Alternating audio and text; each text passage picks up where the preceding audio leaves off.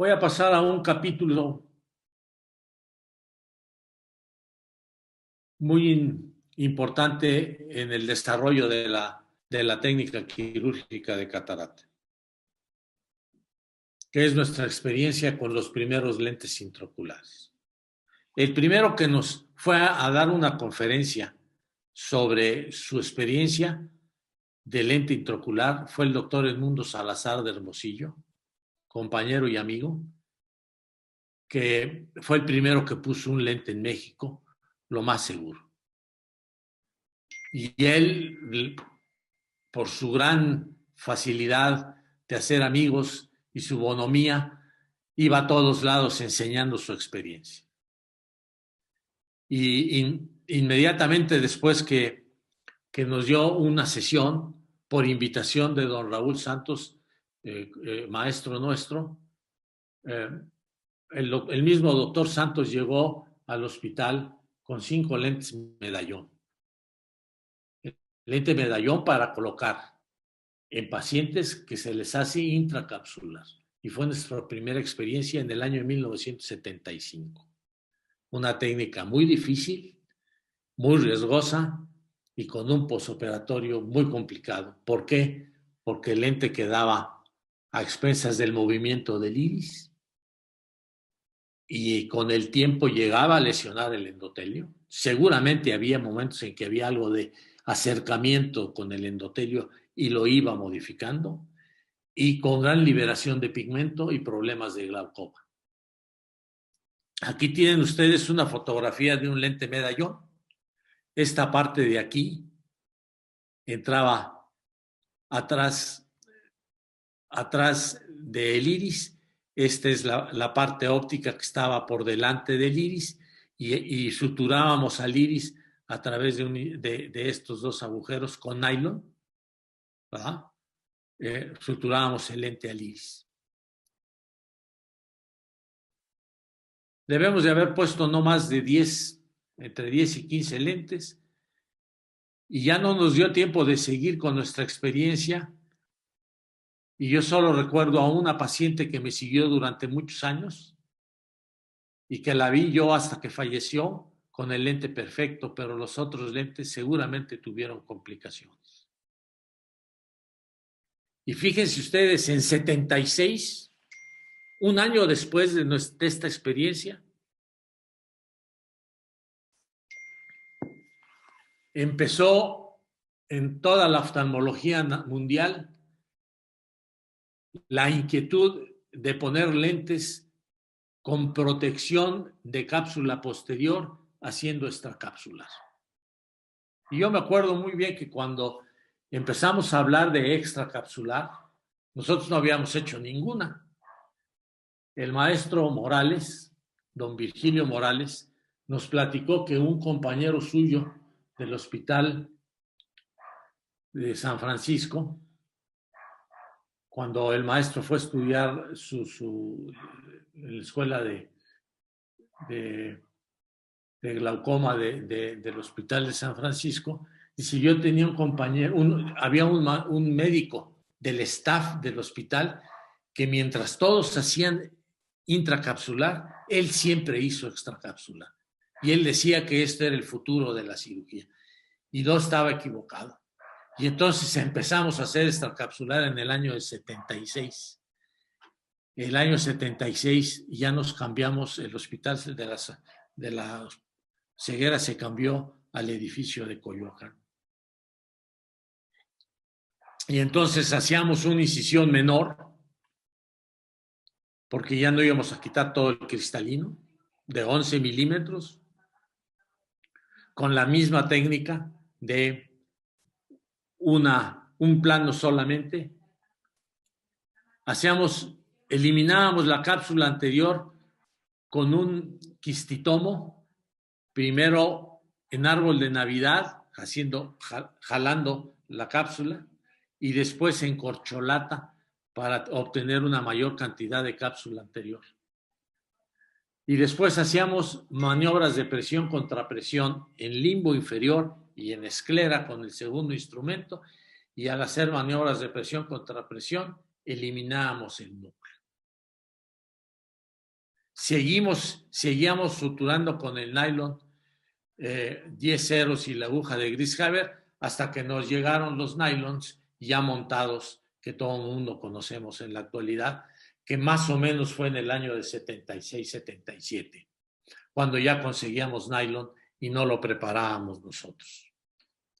Y luego con la retroiluminación hicimos lo que para nosotros era extraordinario. Al usar la luz que se reflejaba del fondo del ojo, nosotros podíamos determinar qué cantidad de corteza podíamos dejar y hasta cuándo limpiar la corteza. Y entonces aprendimos a limpiar toda la corteza y dejar solo la cápsula. Y esto lo hicimos primero con las cánulas de McIntyre, que ahorita les voy a enseñar una fotografía, pero definitivamente la que nos resolvía el problema y era más fácil de usar era la cánula de Simcoe, que hasta el día de hoy seguimos usando en la intercapsular. Y luego colocamos un lente de una sola pieza. Primero con las asas no muy flexibles, después con asas flexibles, y luego vinieron lentes con asas muy grandes. El lente del Dr. Simcoe era con asas enormes, tratando de ocupar la mayor parte de la bolsa, aunque en la extracapsular con esta técnica sabíamos que dejar un lente en la bolsa era muy difícil, porque la mayor parte de las veces las asas se iban, las colocábamos en surco.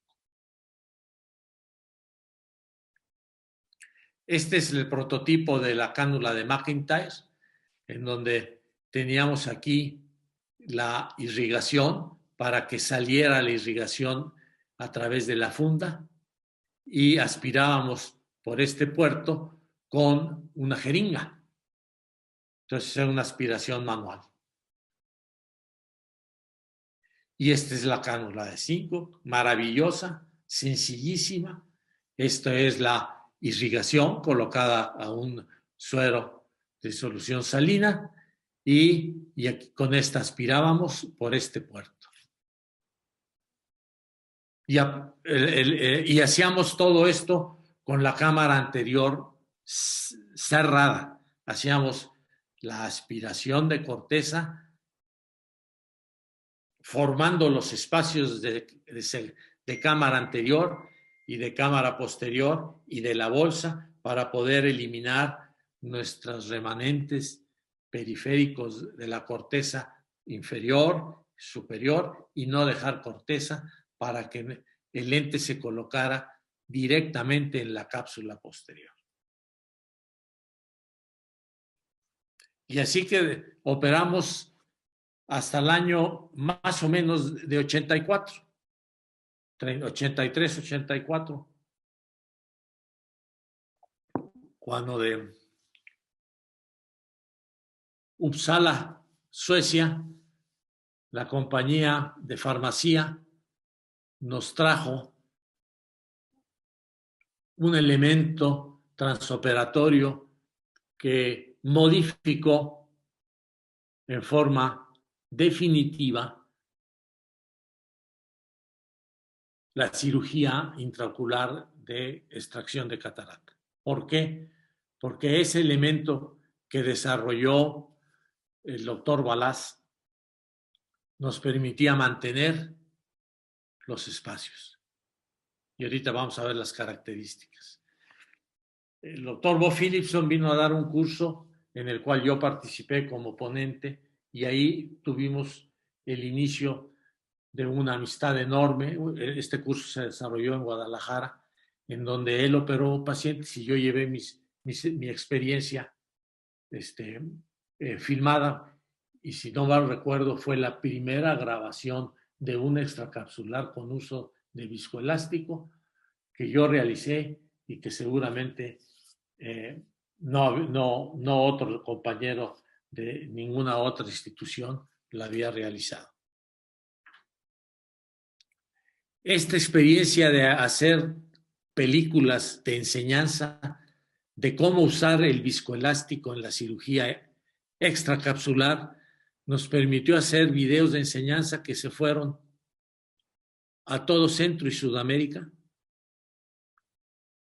Y durante muchos años, 10, 15 años después, yo llegaba a cualquier lugar en Sudamérica y todo el mundo me identificaba por los videos de viscocirugía. No teníamos internet y no teníamos Zoom, como ahora lo tenemos para mandar nuestras imágenes a todo el mundo. Tenían que viajar en cassette beta, de formato beta. El hialuronato de sodio al 1% lo desarrolló el doctor Balask, André Balask, investigador de Uppsala. La compañía farmacéutica le compró el desarrollo y desarrolló el hilo. Primero lo usó como sustituto para inyectar el viscoelástico en las articulaciones de caballos de carrera. Y en 1972 se empezó a hacer en conejos experimentos para sustituir al vitrio. Ese fue su primer objetivo. Y fue después de 5 años que alguien le dijo, pues si podemos sustituir el vitrio, ¿por qué no lo usamos para quitar el cristalino? Y lo usamos y luego lo eliminamos. Y entonces demostró un producto que es transparente, que es inocuo, que se puede manejar, se puede inyectar y se puede eliminar, y que entonces en el transoperatorio nos permite una seguridad increíble. Año de 1983 fue aprobado por la FDA y nosotros lo empezamos a usar en 85 más o menos. Y recuerdo una sesión de nuestra Sociedad Mexicana de Oftalmología en que yo presenté mi experiencia y que fue la presentación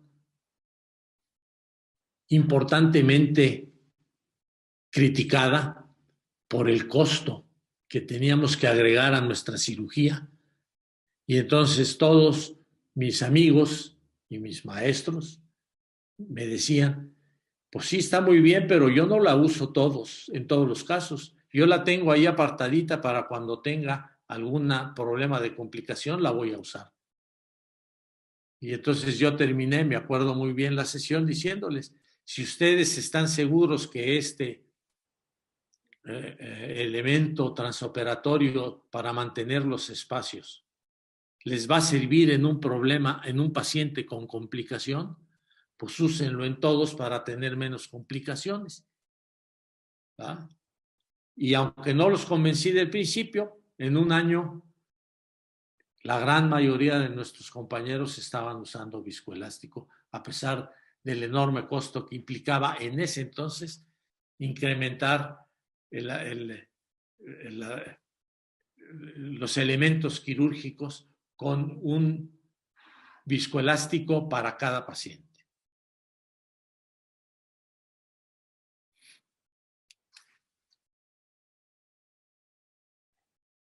Una de nuestras preocupaciones más intensas era que las asas de nuestros lentes siempre las dejábamos en el surco. La mayor parte las dejábamos en el surco. Y ya para esa época, el doctor David Apple, que después lo invitamos al hospital a dar 2 cursos, y yo fui a su laboratorio a trabajar en algunos proyectos de investigación sobre cirugía de catarata, había demostrado que las asas en el surco con el tiempo se incluían en el tejido y por eso eran difíciles de quitar después de 1 año o de 1 año y medio, y entonces producían mucha inflamación. Y esa inflamación, después de 10 años, provocaba atrofia de la retina y provocaba lesión endotelial. Entonces nuestra meta era que las asas no tocaran los tejidos y que dejáramos las asas dentro de la bolsa. Y entonces conocí al doctor Albert Galán, otro personaje dentro de la cirugía que desarrolló la técnica de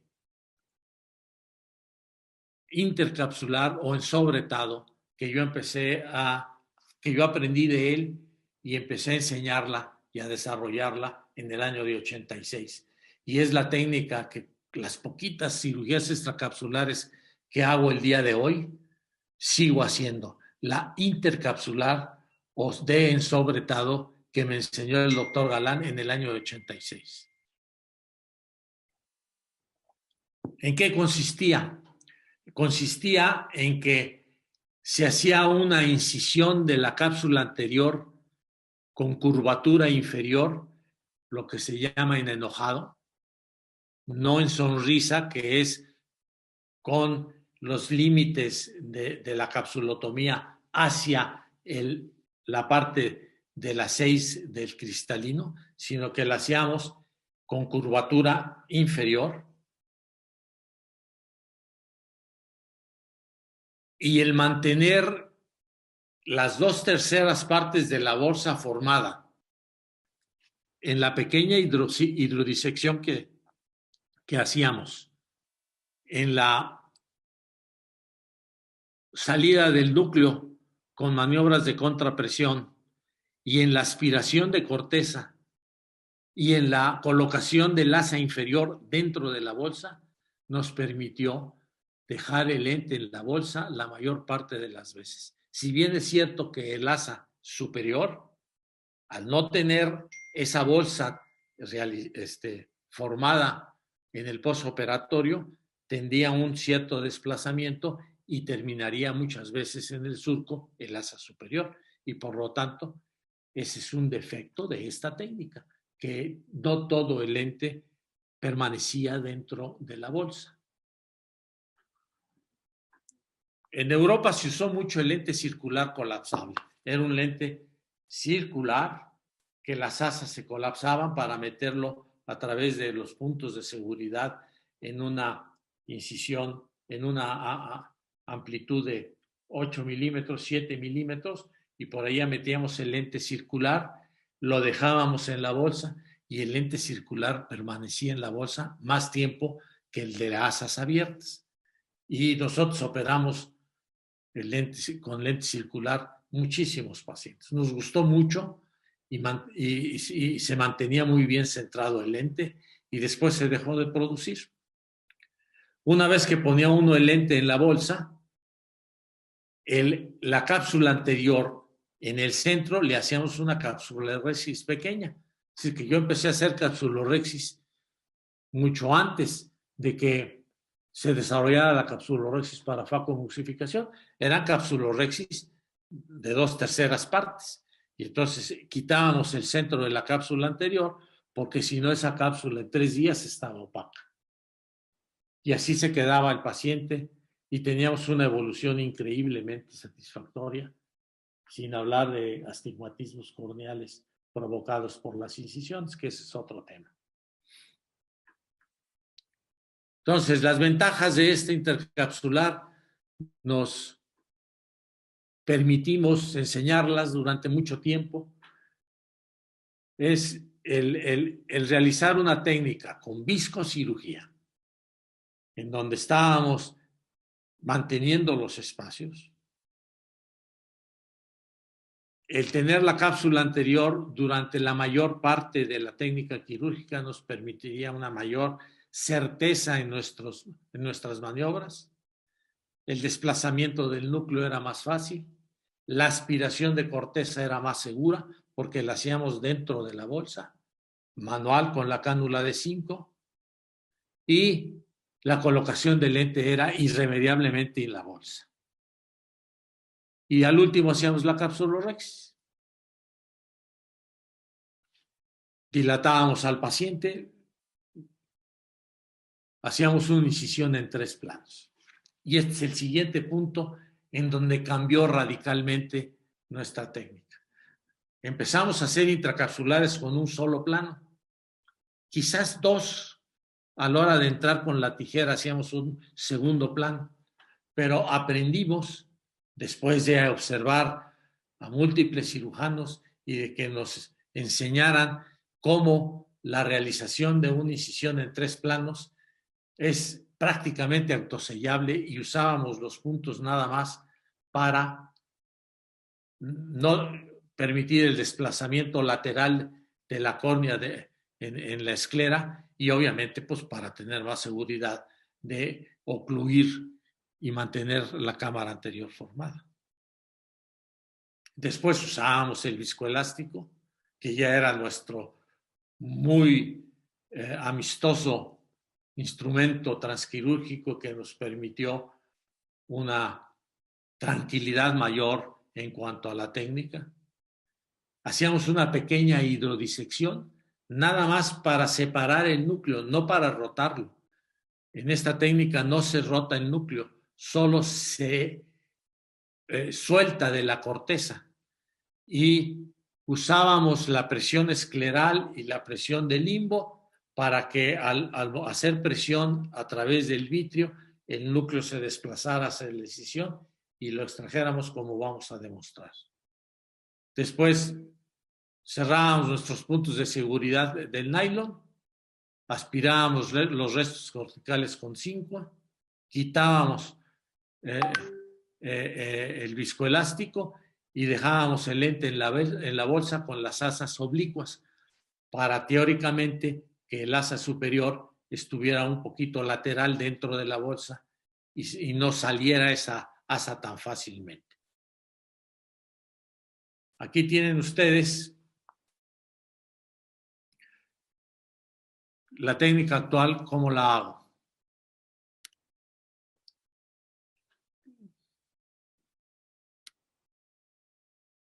Yo no hago un colgajo y no toco la cápsula de Teno.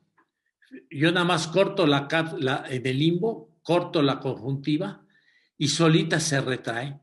Y como estamos operando siempre gente grande, la cápsula de Teno es muy delgada, existe pero muy delgada. Entonces, yo sin hacer ninguna disección de esta parte de la conjuntiva, yo tengo mi área de limbo, que es esta línea azul, que es el limbo. Yo lo tengo libre de cápsula de Tenon y obviamente de tejido subconjuntival y de conjuntiva. Y entonces vean ustedes, es una incisión de 11 a 12 milímetros. Mi bisturí está a la mitad del limbo y voy a hacer el primer plano de la incisión. Fijo con mi punto 12 el ojo para que no se mueva y hago mi primer plano de incisión a la mitad del espesor del limbo. Luego el segundo plano paralelo al iris, siempre haciendo cortes laterales para que esté bien hecho el límite, tanto derecho como izquierdo.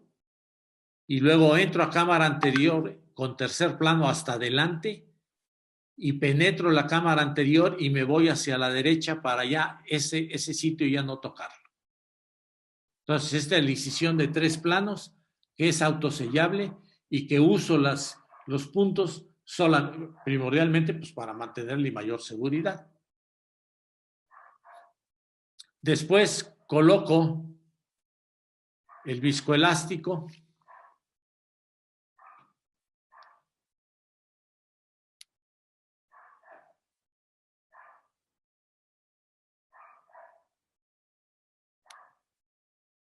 Ahí estamos colocando el viscoelástico en cámara anterior. Maravilloso mantenimiento del espacio y protección del endotelio. Y con un quistitomo, que en esta época yo lo hacía, no había quistitomos, ahora ya todo el mundo los consigue hechos. Voy a hacer una capsulorhexis lineal con curvatura inferior en enojado, y esta capsulorhexis sí la describí yo, y vean ustedes, penetro a la cápsula anterior y después sigo desgarrando la cápsula para hacer una línea y no tener flecos en la capsulorhexis. Y a través de esa incisión voy a repetir la maniobra. El quistitomo, penetro en el lado izquierdo y me voy hacia la periferia. Y luego, sin volver a penetrar, desgarro la cápsula anterior para obtener una línea.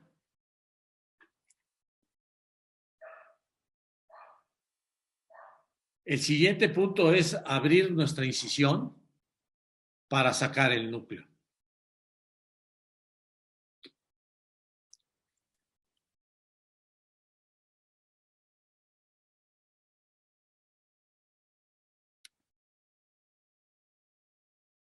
Y aquí ya una vez haciendo el tercer plano, vean con ustedes con maniobras de presión en la esclera, sacábamos el núcleo con una facilidad enorme, reformábamos un poco la cámara anterior y en este momento colocamos la estructura de nylon, dejando un espacio para que entre el lente intraocular en el centro.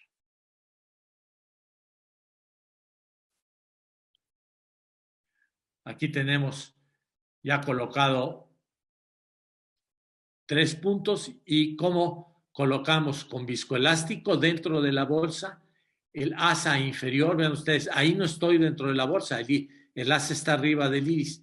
Entonces lo inclino un poco y entro en la bolsa. Entonces es muy seguro y fácil. Y después con maniobra bimanual roto el lente, lo presiono el asa y entro el asa superior y entonces dejo oblicuo las asas. Esta asa está en la bolsa, esta asa está en la bolsa. Y termino la cirugía haciendo una capsulorhexis central, corto con la tijera de vanas aquí y hago un desgarro en el centro de la capsulorhexis.